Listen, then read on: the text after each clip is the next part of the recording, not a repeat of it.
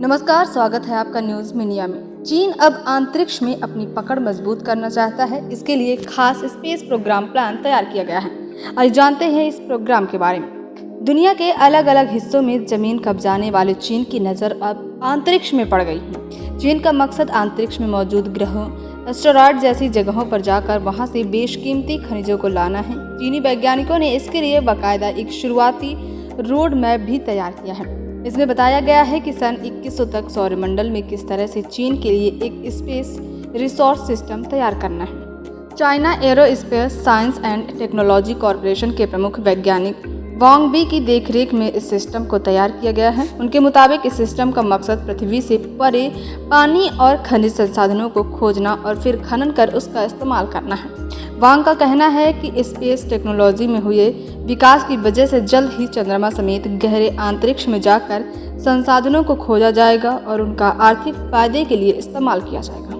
South China morning post के मुताबिक चीन के सिस्टम को मिंग वंश के वैज्ञानिक सोंग इंग सिंह की किताब के नाम पर नाम मिला है। वांग का कहना है कि उनके देश की इस पहल के जरिए वैश्विक अंतरिक्ष अर्थव्यवस्था को बढ़ावा मिलेगा। हालांकि चीन के इस पहल को लेकर लोगों के बीच डर भी है, क्योंकि जिस तरह से उसने दक्षिण चीन सागर में द्वीपों को कब्जाया है, ठीक वैसा ही वह स्पेस में एस्टेरॉयड के साथ कर सकता है।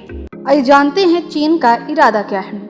चाइना स्पेस न्यूज़ के मुताबिक पिछले 3 सालों में वांग और उनकी टीम ने अंतरिक्ष में मौजूद संसाधनों के इस्तेमाल के लिए जरूरी टेक्नोलॉजी ईजाद करने पर जोर दिया है। अंतरिक्ष में मौजूद एस्टेरॉयड बृहस्पति ग्रह के चंद्रमाओं, मंगल जैसे ग्रहों पर पानी बर्फ के रूप में जमा है। चीन का मकसद बर्फ के तौर पर मौजूद इस पानी का इस्तेमाल करना है। इसके लिए फैसिलिटी बनाई जाएगी और फिर पूरे सौरमंडल में इस्तेमाल के लिए एक रिसप्लाई सिस्टम तैयार किया जाएगा। आसान भाषा में समझे तो एक बेस होगा जहां पानी और ज़रूरी खनिजों में रखा जाएगा। फिर ज़रूरत पड़ने पर इसे सौरमंडल के किसी भी हिस्से तक भेजा जा सकेगा। चीन के प्लान के मुताबिक पानी और खनिज स्टोर करने वाली फैसिलिटी को पृथ्वी और चंद्रमा के बीच बनाया जाएगा। इन्हें सूर्य से लेकर पृथ्वी, मंगल और बृहस्पति तक फैलाने का प्लान है, यानी कि स्टोरेज फैसिलिटी का एक पूरा जाल और सौरमंडल में बिछा दिया जाएगा। सबसे बड़ा सवाल, स्पेस पर क्यों पड़ी है आखिर चीन की नज़र? दरअसल हमारे सौरमंडल में 13 लाख से ज़्यादा एस्टेरॉयड मौजूद हैं। इसमें से 700 तो पृथ्वी के बेहद करीब हैं। हर एक एस्टेरॉयड की कीमत $100 ट्रिलियन से ज़्यादा है।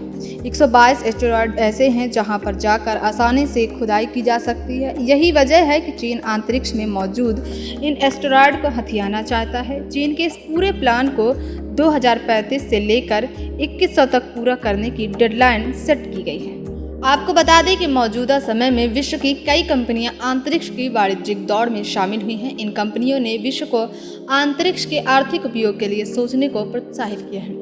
वर्तमान में वैश्विक अंतरिक्ष उद्योग का आकार $350 बिलियन है। इसके वर्ष 2025 तक बढ़कर $550 बिलियन होने की संभावना है। इस प्रकार अंतरिक्ष एक महत्वपूर्ण बाजार के रूप में विकसित हो रहा है। इसरो ने अंतरिक्ष के क्षेत्र में महत्वपूर्ण उपलब्धियां हासिल की हैं, किंतु भारत का अंतरिक्ष उद्योग $7 बिलियन के आसपास है, जो वैश्विक बाजार का केवल 2% ही है। भारत के अंतरिक्ष उद्योग के इस आकार में ब्रॉडबैंड तथा DTS सेवाओं का हिस्सा करीब 2/3 है। यह भी ध्यान देने योग्य है कि भारत द्वारा उपयोग किए जा रहे 1/3 ट्रांसपोर्टर विदेशी उपग्रहों से लीज पर लिए गए हैं तथा भारत में जैसे जैसे संचार के क्षेत्र की मांग वृद्धि हो रही है, उसी अनुपात में विदेशी ट्रांसपोर्टरों की संख्या में वृद्धि होगी। उपर्युक्त स्थिति में ऐसा आभास होता है कि भारत अंतरिक्ष के वाणिज्यिक उपयोग में काफ़ी पीछे है तथा इस क्षेत्र में अधिक विकास करने की आवश्यकता है। इसी को ध्यान में रखते हुए भारत सरकार ने हालिया बजट में NSIL news space India limited की वाणिज्यिक प्रतिबद्धता को दोहराया है। ऐसा अनुमान लगाया जा रहा है कि वर्ष 2030 तक वैश्विक स्तर पर 17,000 छोटे उपग्रहों को प्रक्षेपित किया जाएगा। इसके लिए इसरो ने SSLV यानी स्मॉल सैटेलाइट लॉन्च व्हीकल के निर्माण की योजना पर कार्य कर रहा है। PSLV तथा SSLV मिलकर भविष्य में उपलब्ध होने वाले बाजार के लिए कम लागत पर लॉजिस्टिक उपलब्ध करा सकते हैं।